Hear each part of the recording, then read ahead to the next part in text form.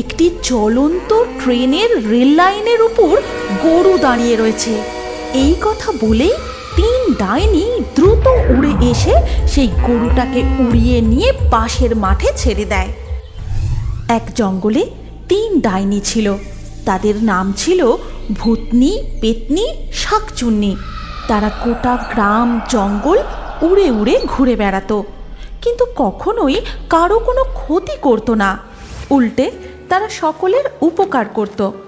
একদিন তারা যখন একটি পুকুর পাড়ের গাছে বসেছিল। ভাই, তুই তো সাঁতার জানিস না, এই পুকুর পাড়ে চুপটি করে বসবি, আমি স্নান করে এক্ষুনি উঠে আসছি। হ্যাঁ ভাই, একদম চুপ করে বসবি, খবরদার জলে নামবি না। আমরা তাড়াতাড়ি স্নান সেরে জল থেকে উঠে পড়বো। এই কথা বলে মিলি ও তুলিকা পুকুরের জলে সাঁতার কাটতে থাকে। তাদের ভাই সমু পাড়ে বসে বসে দেখতে থাকে, আর তাদেরকে গাছের ডালে বসে থাকা সেই তিন ডাইনি দেখতে থাকে। এদিকে মিলি ও তুলিকা যখন সাঁতার কাটতে কাটতে প্রায় মাঝ পুকুরে, তখন সমু মনে মনে ভাবে, দিদিরা কি সুন্দর মজা করে সাঁতার কাটছে, আমিও পুকুরের জলে সাঁতার কাটবো। এই কথা বলেই ছোট্ট সমু জলে ঝপাং করে লাফ দেয়, আর সাথে সাথে সে ডুবে যেতে থাকে। বাঁচাও, তুলিকা, ভাই যে জলে ঝাঁপ দিয়েছে, এত দূর থেকে ওর কাছে তাড়াতাড়ি পৌঁছাবো কি করে? তখন পেতনি তাড়াতাড়ি উড়ে এসে জলে ঝাঁপ দিয়ে প্রায় জলের তলা থেকে সমুকে নিয়ে জল থেকে পাড়ে তুলে আনে। এমনই একদিন যখন তিন ডাইনি উড়ে উড়ে যাচ্ছিল, তখন তারা দেখে একটি চলন্ত ট্রেনের রেল লাইনের উপর গরু দাঁড়িয়ে রয়েছে। আরে ওই দিকে দেখো, রেল লাইনের ওপর চলন্ত ট্রেনের সামনে একটা গরু এসে গেছে, ওকে বাঁচাতে হবে। তাই তো, তাড়াতাড়ি চলো সবাই। এই কথা বলেই তিন ডাইনি দ্রুত উড়ে এসে সেই গরুটাকে উড়িয়ে নিয়ে পাশের মাঠে ছেড়ে দেয়।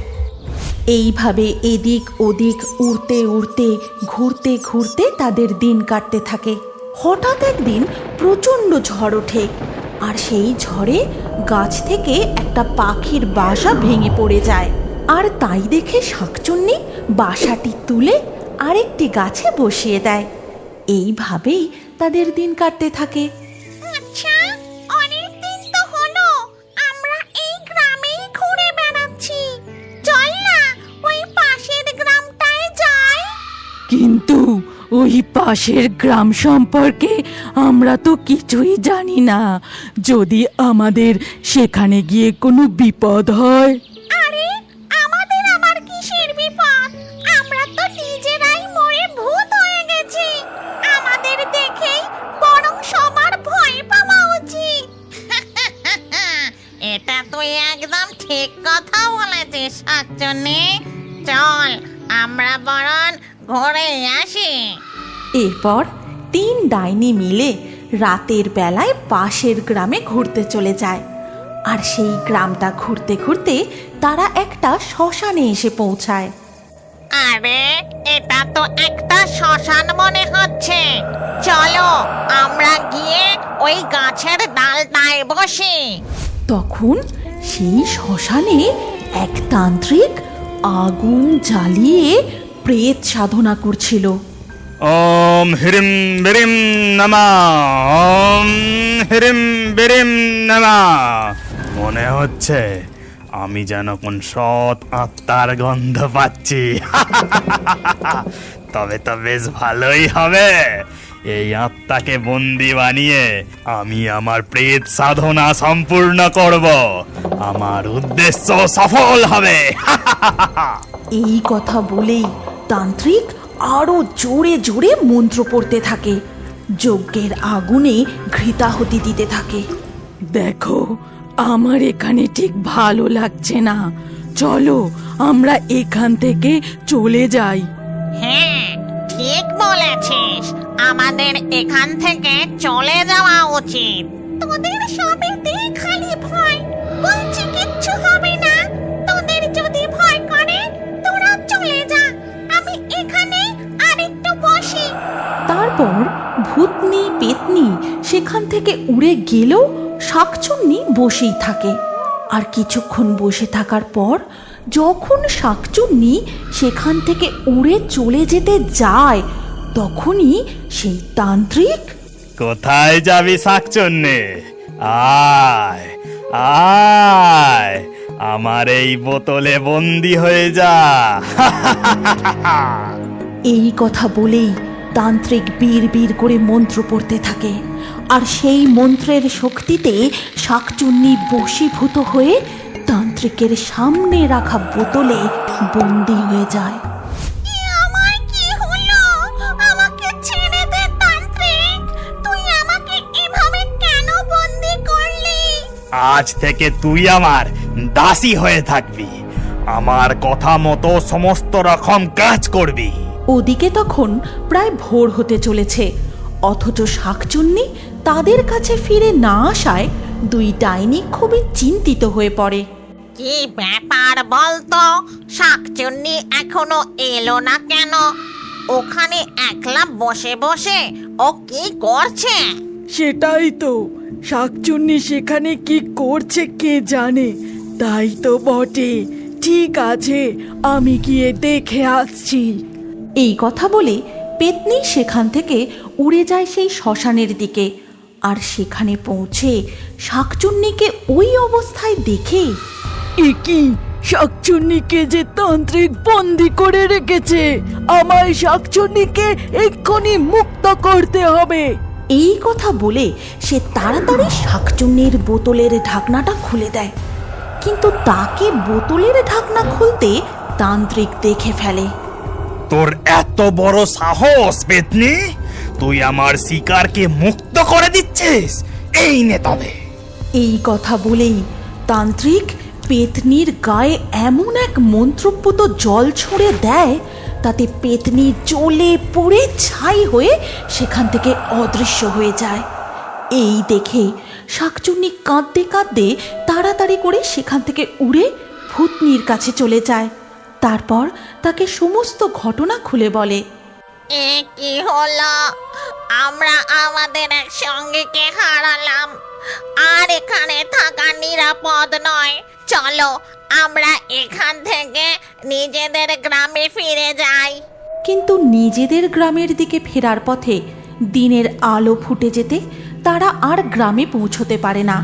তাদের একটা জঙ্গলে রাতের জন্য অপেক্ষা করতে হয়। এখন আমাদের এখানেই অপেক্ষা করতে হবে। আমরা নিজেদের পরিচিত গ্রামে দিনে দুপুরে সব সময় ঘুরে বেড়াতে পারি, কিন্তু এতটা দূর পথ আমরা দিনের আলোয় অতিক্রম করতে পারবো না।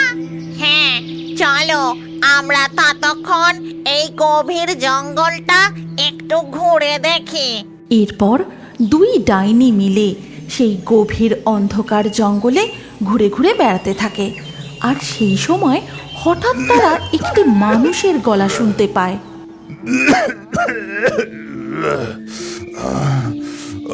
বড়ই কষ্ট, বড়ই কষ্ট। এই গভীর জঙ্গলে কে এমন করে কষ্ট পাচ্ছে? চলো গিয়ে দেখি। এরপর দুই ডাইনি সেই শব্দ অনুসরণ করে একটা গাছের কাছে এসে দেখে এক অতিশয় শীর্ণ বৃদ্ধ কষ্টে কাতরাচ্ছে।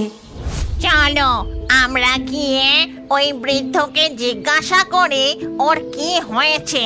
কিন্তু আমরা তো এই বেশে ওর সামনে যেতে পারবো না, আমাদের মানুষের রূপ ধারণ করতে হবে। তারপর দুই ডাইনি মানুষের রূপ ধারণ করে সেই বৃদ্ধের কাছে যায়। আপনার কি হয়েছে? আপনার কি কিছু লাগবে? বলুন, আপনাকে আমরা কিভাবে সাহায্য করতে পারি? জল, আমাকে একটু জল খাও। আমি যে বড়ই তৃষ্ণার্ত। জল? কিন্তু এখানে জল কোথায় পাবো? আশেপাশে তো কোনো পুকুর বা নদী দেখতে পেলাম না। শোনো বন্ধু, তুমি এখানেই থাকো, ওনাকে বাতাস করো, আমি দেখছি কোথায় জল পাওয়া যায়। এই কথা বলে শাকচুন্নি সেখান থেকে চলে যায়, আর ভূতনি বৃদ্ধকে হাওয়া করতে থাকে, তার যত্ন নিতে থাকে। অপরদিকে শাকচুন্নি অনেক দূরে গিয়ে একটি পুকুর থেকে মাটির কলসি ভরে জল নিয়ে আসে। তারপর সেই বৃদ্ধকে জল খাওয়ায়, আর বৃদ্ধের তৃষ্ণা মিটে যেতেই সেই বৃদ্ধ নিজের রূপ পরিবর্তন করে। আমি যমরাজ, আজ তোমাদের সেবায় অত্যন্ত সন্তুষ্ট হয়েছি। এছাড়াও এতকাল ধরে সুকর্মের জন্য তোমাদের সমস্ত পাপ ক্ষয় হয়েছে। তাই আজ তোমরা আমার সাথে স্বর্গে ফিরে যাবে। সেখানে পেতনিও তোমাদের জন্য অপেক্ষা করছে। এই কথা বলে দুই ডাইনিকে সঙ্গে নিয়ে যমরাজ স্বর্গে ফিরে যান, আর স্বর্গে পৌঁছেই তারা তাদের সঙ্গী পেতনিকে দেখতে পায়। তারপর যমরাজ 3 পেতনিকে আশীর্বাদ করেন, আর সাথে সাথেই 3 ডাইনি তাদের নিজেদের আসল পরীর রূপ ফিরে পায়।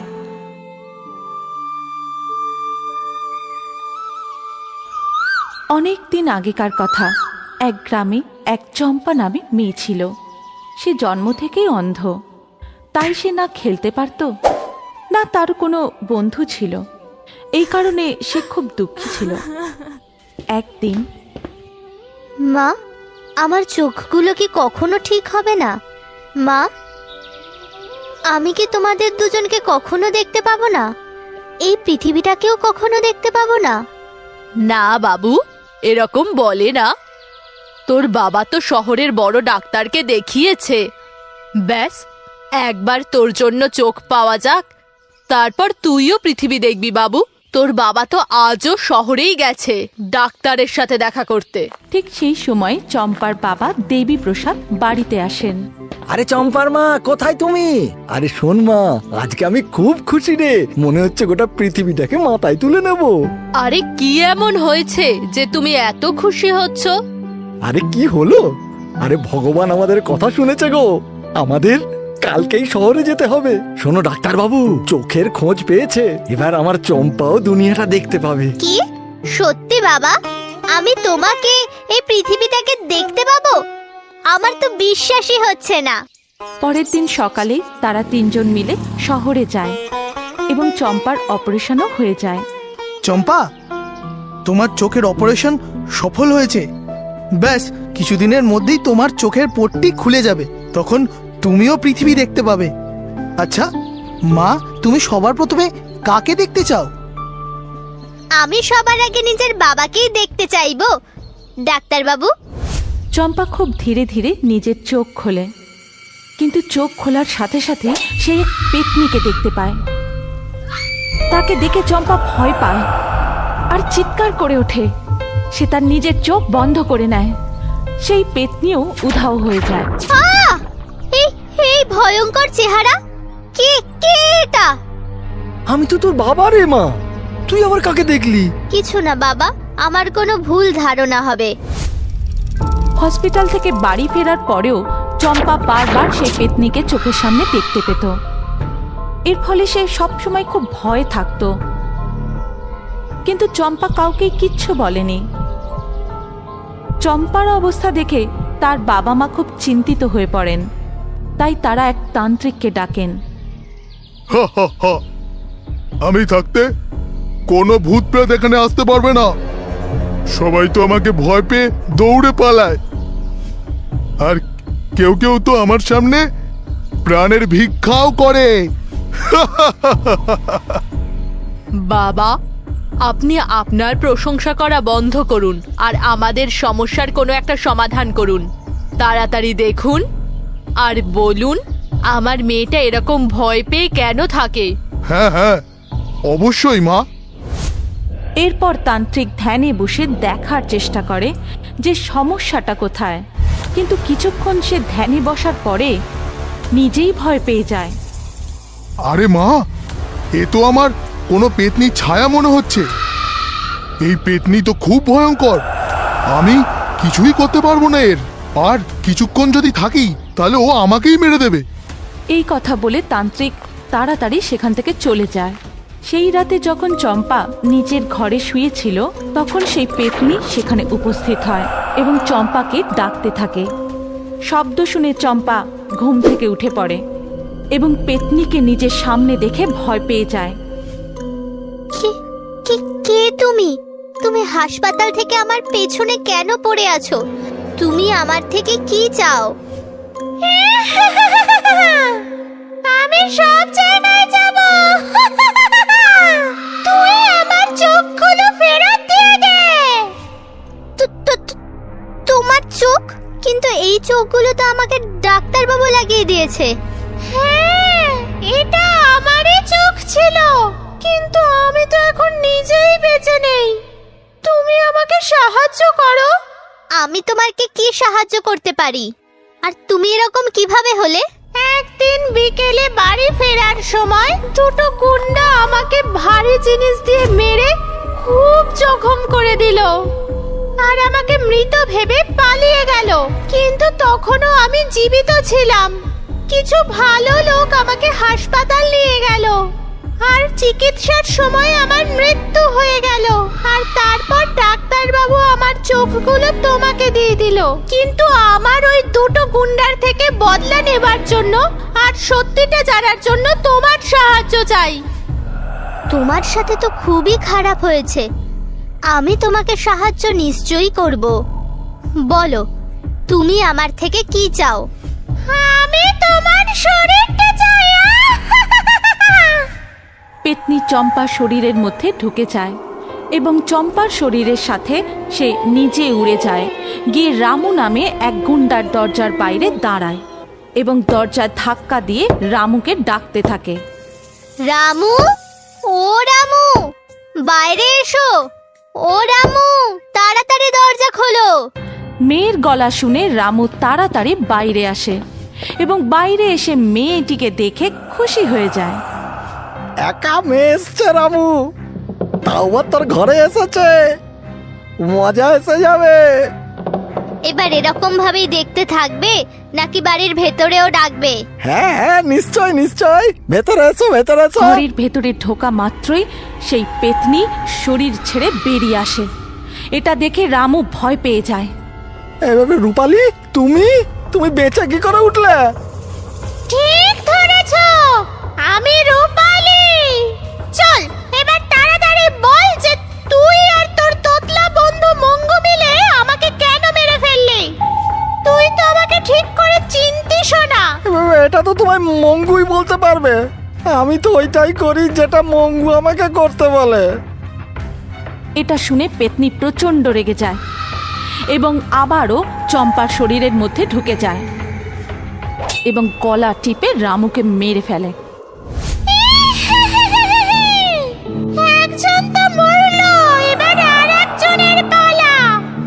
এরপর পেতনি মঙ্গুর বাড়ি যায়। মঙ্গু বাড়ির বাইরেই শুয়েছিল। পেতনি তার পাটা ধরে তুলে ছুঁড়ে ফেলে দেয়। মঙ্গু তো কিছুই বুঝে উঠতে পারছিল না। তারপর সে উঠে দাঁড়িয়ে চম্পাকে দেখতে পায়। কে তুই? আর আমাকে কেন বললে? তখন সেই পেতনি চম্পার শরীর থেকে বেরিয়ে আসে, যাকে দেখে মঙ্গু ভয় পায়। তোকে তো আমি মেলে ফেলে দিলাম, আমাকে মাফ করে দে। আরে তোতলা, বাজে কথা বন্ধ কর আর বল কার কথা মতো তুই আমাকে মেরেছিস। সত্যি বল, তাহলে যদি আমি তোকে ছেড়ে দিই। সত্যি তুমি আমাকে ঠেলে দেবে? এতে আমার কোনো দোষ নেই। রূপালী, তোমার ঠামি বাবলুই তো আমাকে টাকা দিয়ে দিল তোমাকে মারার জন্য। ওই তোমাকে মারতে চেয়েছিল। এই কথা শুনে চম্পা বলে ওঠে, দেখুন, আপনি কাউকে জীবিত ছাড়বেন না। এই লোকগুলো মানুষ নামের শত্রু। পেতনি আবারও চম্পার শরীরে ঢুকে যায় এবং মঙ্গুকে হাওয়াতে উড়িয়ে নিয়ে যায় এবং অনেক উঁচু থেকে তাকে ছুঁড়ে ফেলে দেয়। মঙ্গু নিচে মাটিতে পড়ে মারা যায়। এরপর পেতনি চম্পার শরীর ছেড়ে বেরিয়ে আসে এবং খুব কাঁদতে থাকে। এই বাবলুকে আমি খুব ভালোবেসেছিলাম আর নিজের সব কিছু দিয়েছিলাম ওকে, কিন্তু আমার সাথে এরকম করলো। করলো? দেখুন, এই শয়তান বাবলু আপনার সাথে খুব খারাপ করেছে। আপনার খোঁজ নেওয়া উচিত যে ও আপনার সাথে এরকম কেন করলো, আর ওর থেকে বদলাও নেওয়া উচিত আপনার। এই কথা শোনার পর পেতনি নিজের স্বামী বাবলুর বাড়ি যায় এবং দেখে বাবলু একটি মেয়ের সাথে নিজের বাড়িতে বসে আছে। দেখলে, আমি তোমার জন্য আমার বউকেও মেরে দিলাম। এবার আমরা দুজনে আরাম করে থাকবো, আর ওই রূপালীর সমস্ত টাকা পয়সা এবার আমাদের। এবার আমরা আনন্দ করে মজা করে থাকবো। আরামে আর খুশিতে তো তখন থাকবে যখন আমি তোমাকে থাকতে দেব। আর মজার কথা, সেটা তো তুমি আমার সাথে ভূত লোকে গিয়ে করবে। রূপালী, আমাকে ক্ষমা করে দাও। আমি তো এই মেয়েটার ভুল বোঝানোতে এসে গেছিলাম। আরে তুমি তো আমার বউ, আমার প্রাণ তুমি। বাবলুর কথা শুনে মেয়েটি ভয় পেয়ে যায়। দেখুন আপনি, আমি কিছু করিনি, সবকিছু এই বাবলু করেছে। আমাকে যেতে দিন, যা কিছু করার এই বাবলুর সাথে করুন, আমাকে যেতে দিন। এখন আমি আর তোর বউ নেই, আমি তো একটা পেতনি। যে মেয়েটার জন্য তুই আমাকে মারলি, সেও তোকে ছেড়ে দিচ্ছে। এই কথা বলার পরই পেতনি বাবলুর মাথা ধর থেকে আলাদা করে দেয় এবং মেয়েটির দিকে এগোতে থাকে। আমাকে ক্ষমা করে দাও, আমি এরকম ভুল আর কখনো করব না, আমাকে ক্ষমা করে দাও। সব সমস্যার মূলে তো তুই আছিস মেয়ে। তুই সব কিছু জানা সত্ত্বেও তুই এই দুষ্টু লোকটার সাথে ছিলিস। তুই শাস্তি পাবি, কিন্তু ভয় পাস না, আমি তোর প্রাণ নেব না। তুই জানিস, একজন স্ত্রী তার সৎ মন নিয়ে তার স্বামীর ওপর বিশ্বাস করে। কোনো স্বামীর এরকম করা উচিত নয়। এই কথা বলার পরই পেতনি সেই মেয়েটির মুখে আঁচড় কেটে দেয় এবং তাকে দেখতে কুৎসিত হয়ে যায়। চম্পা, তুই আমার খুব সাহায্য করেছিস। এই চোখগুলো তুই রাখ, আর এটা দিয়ে পুরো পৃথিবী দেখ, যেটা আমি দেখতে পাইনি। এরপর পেতনি সেখান থেকে অদৃশ্য হয়ে যায়। তুমি কি জানো আমাদের গল্পের মধ্যে তুমিও থাকতে পারো? কি করে? প্রথমে আমাদের পিক্সটোন চ্যানেলটি সাবস্ক্রাইব করো, তারপর তোমার নাম কমেন্টে লিখে দাও। লাকি ড্রয়ের মাধ্যমে তোমাদের নাম বেছে নেওয়া হবে। কার কার নাম দিয়ে আমাদের নতুন কার্টুন গল্প তৈরি হয়েছে সেটা দেখার জন্য স্ক্রিনের ওপর এই ভিডিও কার্ডে ক্লিক করো।